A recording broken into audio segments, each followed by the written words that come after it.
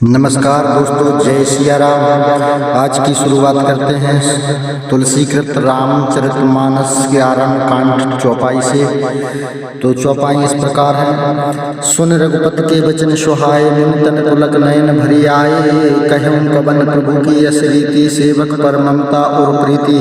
जेना भजई अस प्रभु भ्रम त्यागी, ज्ञान रंक नर मंद अभागी।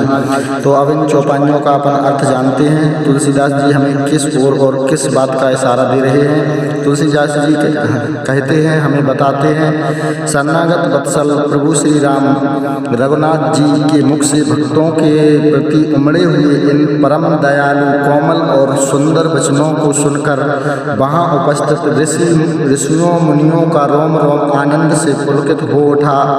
प्रभु की इस असीम कृपा को देखकर उनके नेत्रों में प्रेमाश्रुओं की धारा बह निकली। भक्त अत्यंत भावुक होकर कहते हैं कि हे संसार के लोगों, मुझे जरा यह बताओ कि इस पूरे ब्रह्मांड में प्रभु श्री राम के अलावा किस स्वामी की ऐसी अद्भुत रीति है जो अपने साधारण से साधारण सेवक पर भी इतनी गहरी ममता और इतना अटूट प्रेम निछावर कर देते हैं। जो मनुष्य ऐसे परम कृपालु, करुणामयी और सर्वसमर्थ प्रभु श्री राम को छोड़कर अपने भ्रम और माया के बस में होकर उनका भजन नहीं करते, वे मनुष्य वास्तव में ज्ञान के भूखे, अत्यंत मंद बुद्धि तथा इस संसार में बड़े अभागे हैं। अब इनको और गहराई से समझते हैं। तुलसीदास जी कहते हैं कि यह वह क्षण है जहाँ ज्ञान का अहंकार पलक जाता है। जो मुनि दिन रात तपस्या और साधना में लगे रहते हैं, वे भी जब भगवान श्री राम को अपने भक्तों के प्रति ऐसा सरल और निश्चल प्रेम देखते हैं तो उनका हृदय प्रेम से भर जाता है। भगवान को केवल कड़े नियमों से नहीं बल्कि ऐसे ही सीधे और सच्चे प्रेम से रिझाया जा सकता है। संसार का नियम है कि यहाँ के लोग अपने स्वार्थ के लिए रिश्ता जोड़ते हैं, लेकिन प्रभु श्री राम की रीति बिल्कुल अलग है। वे सेवक के अवगुणों को नहीं देखते बल्कि उसकी थोड़ी सी भक्ति पर भी अपना सर्वस्व लुटा देते हैं। विभीषण जैसे शत्रु के भाई को भी उन्होंने लंका का राजा बना दिया। प्रभु श्री राम का यही भोलापन और बड़प्पन भक्तों के दिल को छू लेता है। तुलसीदास जी एक गहरा सत्य समझाते हैं कि जब साक्षात ईश्वर इतने सुलभ हैं जो सिर्फ एक पुकार पर सब कुछ भूलकर गले लगाने को तैयार खड़े हैं, फिर भी अगर कोई इंसान संसार के झूठे सुखों और माया के भ्रम में भटक रहा है तो वह सबसे बड़ा दरिद्र है।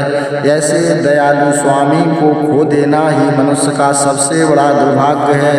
यह चौपाई हमें यह सिखाती है, प्रेरणा देती है कि श्री राम केवल न्याय करने वाले राजा नहीं हैं, बल्कि वे एक अत्यंत संवेदनशील और प्रेम करने वाले रक्षक हैं। उनकी शरण में आने वाले को फिर कभी और किसी के सामने हाथ फैलाने की जरूरत नहीं पड़ती, तो हमें उनकी शरण लेना चाहिए। शरणागत वत्सल भगवान श्री रघुनाथ जी के मुख से भक्तों के प्रति उमड़े हुए इस परम दयालु, कोमल और सुंदर वचनों को सुनकर सभी के प्रेमा आंसू निकल आए और रोम रोम खड़ा हो गया।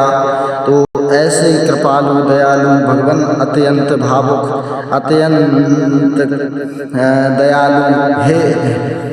तो इन संसार के लोगों से इतना निस्वार्थ प्रेम करते हैं और संसार में स्वार्थ का प्रेम जुड़ा है। तो हमारे लिए प्रभु की भक्ति करना चाहिए और प्रभु की भक्ति से हमें और दूसरे के यहाँ फिर कभी किसी प्रकार से हाथ फैलाने की ज़रूरत नहीं पड़ती। और भगवान राम हमारे लिए स्वयं इस बात की प्रेरणा दे रहे हैं और बता रहे हैं कि संसार में जितना सरल और सुलभ प्रभु का नाम और भक्ति है, इससे ज़्यादा सरल और सुलभ कुछ नहीं है।